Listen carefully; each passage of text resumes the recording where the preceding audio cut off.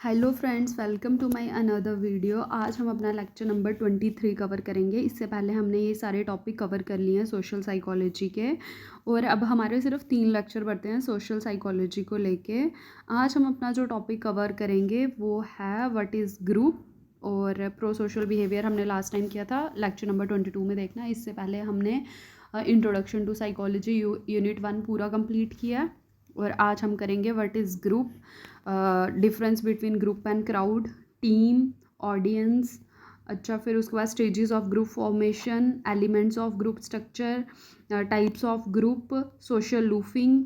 Social loafing में भी reduce, कौन सी ऐसी एक्टिविटीज़ हैं जिनकी वजह से सोशल लूफिंग रिड्यूस हो सकती है। ग्रुप पोलराइजेशन क्या होता है, ये सारा ग्रुप का जितना भी चीज़ें हैं, ग्रुप के अंदर जितनी चीज़ें आती हैं वो सारी हम आज कवर करेंगे। और इसके बाद हमारे सोशल साइकोलॉजी के सिर्फ 2 लेक्चर बचते हैं। एक है सोशल इन्फ्लुएंस, जिसमें हम कन्फर्मिटी, कंप्लायंस एंड ओबीडियंस पढ़ेंगे, और उसके बाद आपका एक टॉपिक और बचेगा थ्योरीज ऑफ सोशल साइकोलॉजी।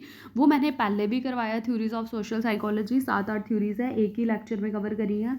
तो अगर चाहो आप तो वहाँ से भी कर सकते हो, बट नहीं तो मैं इसमें भी दोबारा से उसको रिपीट करवा लूँगी, और उसके बाद इन वन शॉट वाली वीडियो मैं नेक्स्ट उसमें लेके आऊँगी। ठीक है, तो इसके साथ हमारा सोशल साइकोलॉजी कंप्लीट हो जाएगा। इसके बाद हम डेवलपमेंटल या फिर कॉग्निटिव स्टार्ट करेंगे। ठीक है, अब आ जाते हैं आज के मेन टॉपिक के। सबसे पहले आ गया व्हाट इज़ ग्रुप। ठीक है, ग्रुप क्या होता है? एक group may be defined.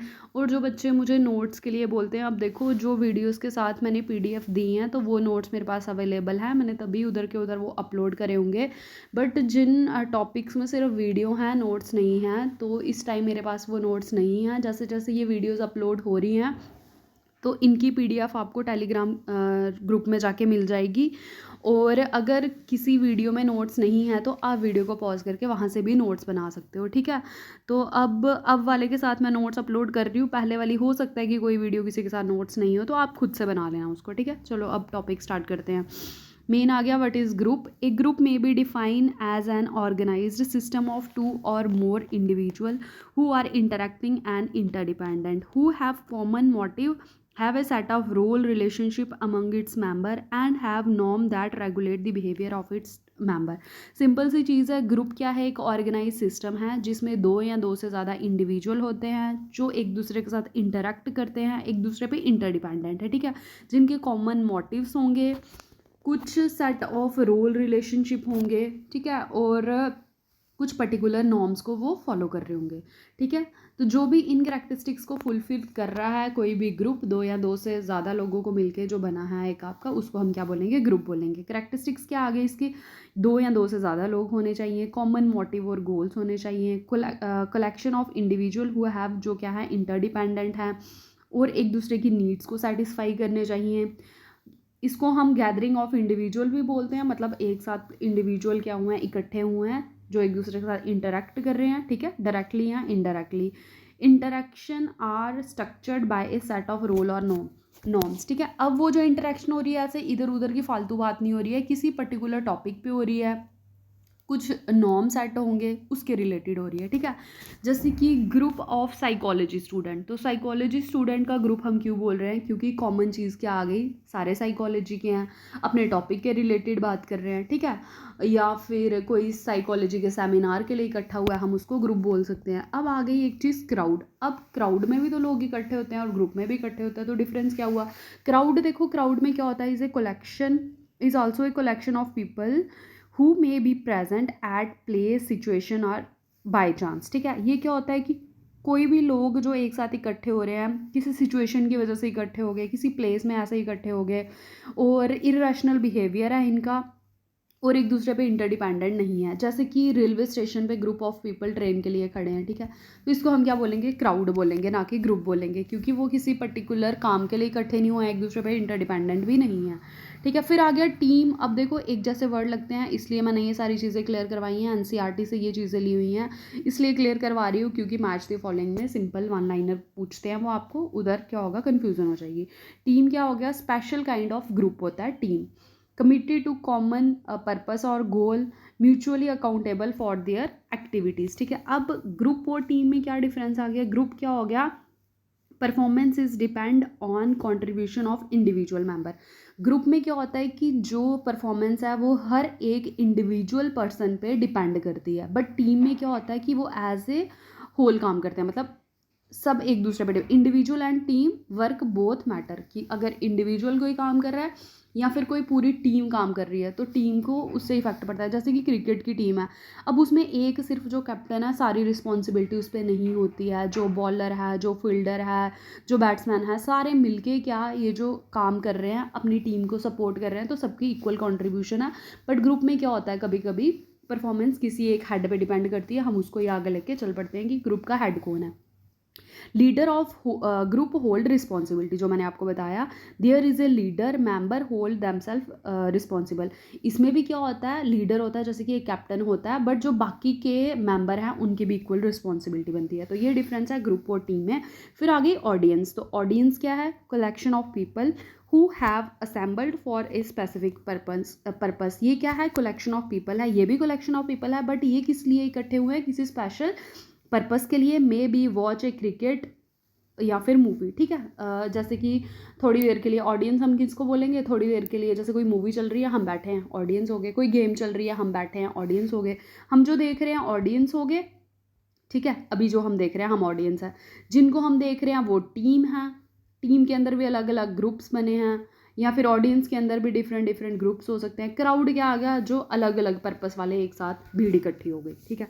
In general people join group for following reason. कभी पूछते हैं कि पीपल लोग हैं जो वो ग्रुप को क्यों ज्वाइन करते हैं, सिक्योरिटी के लिए करते हैं, स्टेटस के लिए करते हैं, सेल्फ स्टीम के लिए करते हैं, खुद की साइकोलॉजिकल क्या होती है नीड्स को सेटिस्फाई करने के लिए, और सोशल नीड्स को सेटिस्फाई करने के लिए, गोल को अचीव करने के लिए, नॉलेज और इन्फॉर्मेशन के लिए, ठीक है। इसको डिटेल में देख लेना, मैंने जो ब्रैकेट में दिया है। अब आ गया ग्रुप फॉर्मेशन।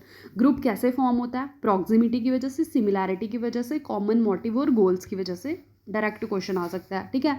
प्रॉक्सिमिटी की वजह से कैसे, common interest, attitude, background are important determinants of your liking for your group member. Similarity, जो एक जैसे लोग होंगे, जैसे साइकोलॉजी वाले लोग मैंने बोल दिए, या फिर कुछ शरारत करने वाले क्लास में बच्चे, उनका अलग से ग्रुप बन जाता है। जो पढ़ने वाले उनका ध्यान उस साइड है। सिमिलैरिटी है कि कोई टेस्ट को पास करना है या क्लास में नंबर ज़्यादा लेने हैं, कोई मटेरियल इकट्ठा करना है नॉलेज के रिलेटेड, उनका ग्रुप बन जाएगा। कॉमन मोटिव और गोल की वजह से भी क्या होता है, ग्रुप बनता है।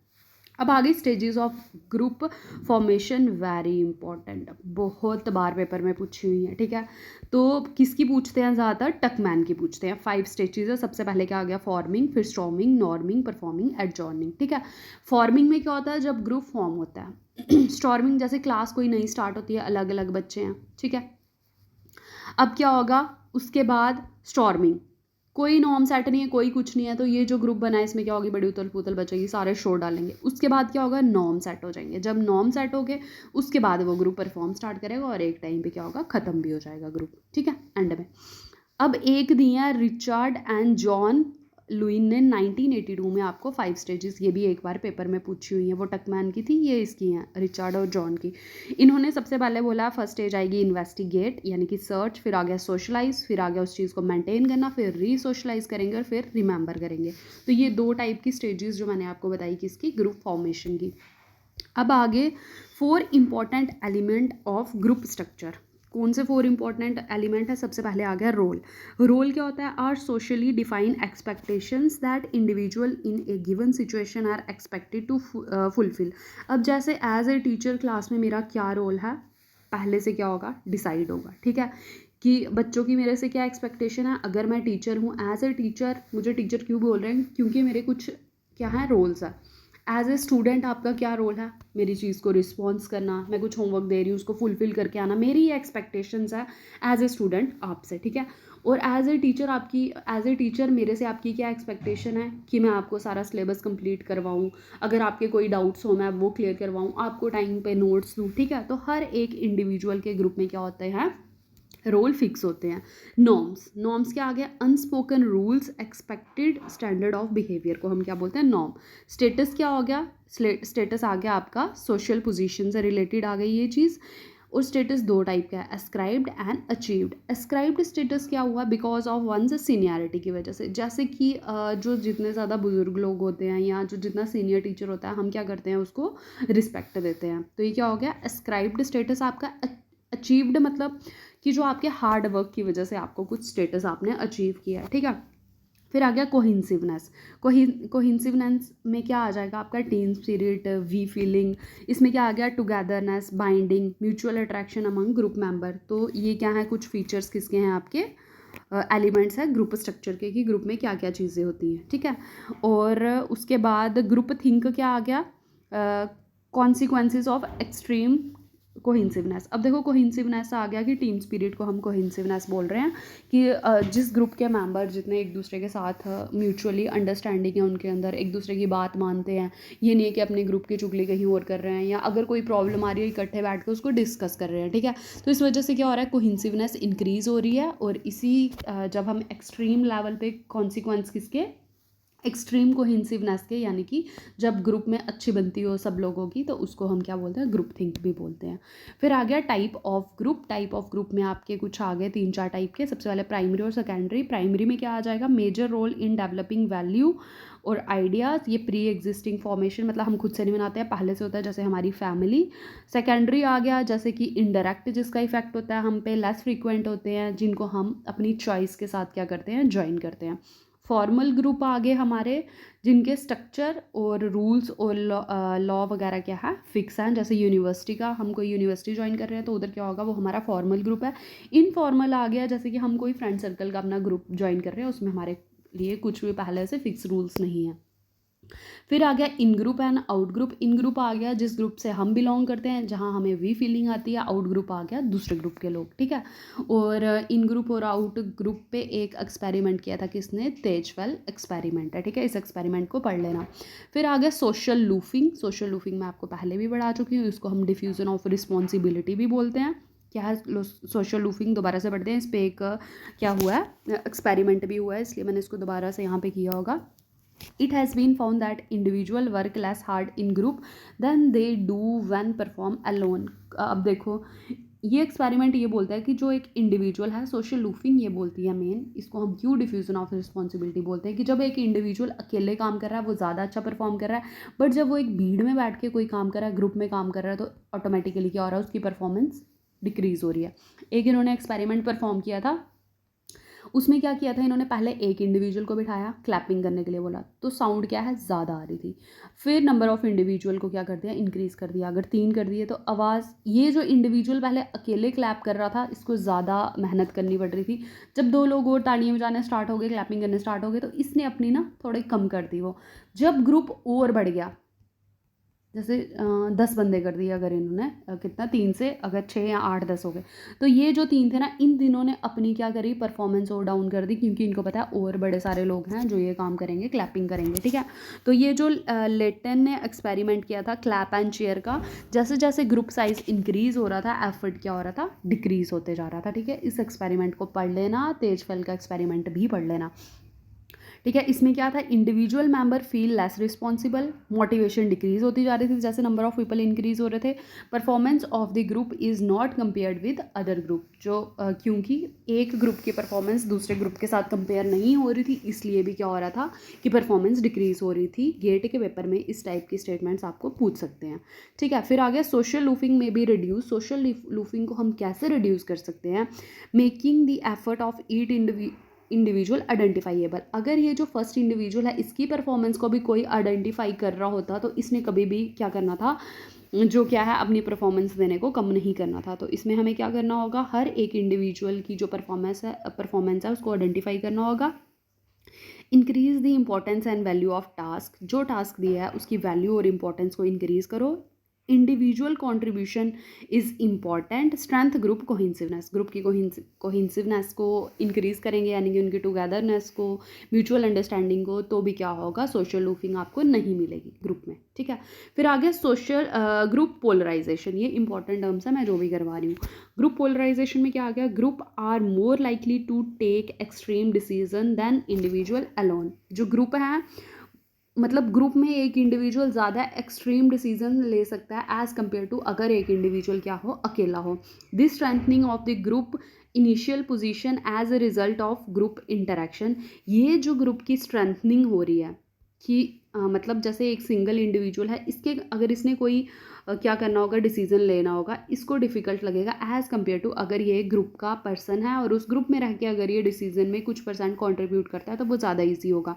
और ये किसका रिजल्ट है, ग्रुप पोलराइजेशन। ये जो स्ट्रेंथनिंग हो रही है ग्रुप के इनिशियल पोजीशन की, उनकी इंटरेक्शन की वजह से, डिस्कशन की वजह से, उसको हम क्या बोलते हैं, ग्रुप पोलराइजेशन बोलते हैं। सिंपली ग्रुप पोलराइजेशन क्या है कि जब आप ग्रुप में रह के आपकी म्यूचुअल अंडरस्टैंडिंग ज़्यादा है, उसके बाद टुगेदरनेस ज़्यादा है, और उसके बाद सारी चीज़ें आप मिलकर डिसाइड करते हो, जिससे क्या हो रहा है कि ग्रुप की इनिशियल पोजीशन स्ट्रांग हो रही है, ग्रुप स्ट्रांग हो रहा है। ये जो स्ट्रांग चीज़ हो रही है ग्रुप में, इसी को हम क्या बोल रहे हैं, ग्रुप पोलराइजेशन बोल रहे हैं। ठीक है, तो ये क्या है, ग्रुप पोलराइजेशन की जो उसकी इनिशियल पोजीशन जब क्या होती है, उसकी स्ट्रेंथनिंग होती है इंटरेक्शन और डिस्कशन की वजह से। ठीक है, उसको हम क्या बोलते हैं, ग्रुप पोलराइजेशन बोलते हैं। एक है bandwagon effect, when you find other people favouring your view point you feel that this point is validated by the public. एक चीज़ और है बैड वैगॉन इफेक्ट, बहुत बार इसको पूछते हैं। इसका ये मतलब है कि हम जब देखते हैं कि कोई एक इंडिविजुअल मेरे डिसीजन को फेवर कर रहा है, तो मुझे लग रहा है कि मुझे पूरी पब्लिक ने वैलिडेशन दे दी उस चीज़ की।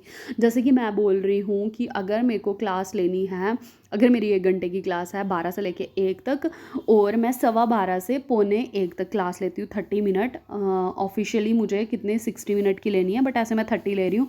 और मैं दूसरे टीचर को बोलती हूँ, मैं उसको पूछती हूँ आप कितनी देर की क्लास ले रहे हो, वो कह रहा है मैं भी 30 की ले रही हूँ।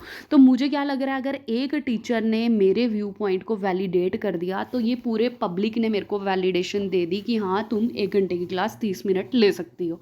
ठीक है, तो ये क्या है, बैड वैगॉन इफेक्ट। हम उसको हर एक चीज़ पे जनरलाइज कर देते हैं।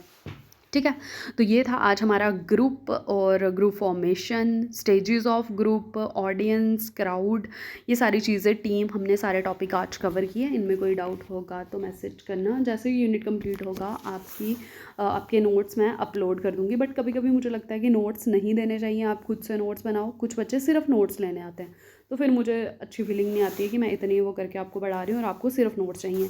अगर आप मेरे डायरेक्ट नोट्स पढ़ोगे, जैसे सिंगल वर्ड कुछ आपको समझ भी नहीं आएंगे, तो एक बारी मैं जो बोल रही हूँ वो सुनोगे, उसके बाद इन नोट्स को पढ़ोगे तो आपके लिए ज़्यादा ईजी हो जाएगा। ठीक है, कल हम करेंगे, कल या फिर जब मुझे टाइम लगा। एक्चुअली मैं थोड़ी बिजी रहती हूँ, इसलिए वीडियोस थोड़ी लेट आती हैं।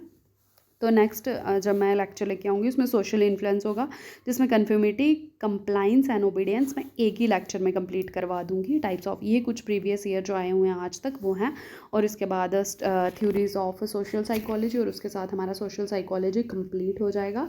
वीडियो अच्छी लगेगी तो लाइक करना, चैनल को सब्सक्राइब करना और वीडियो को शेयर भी करना। Thank you.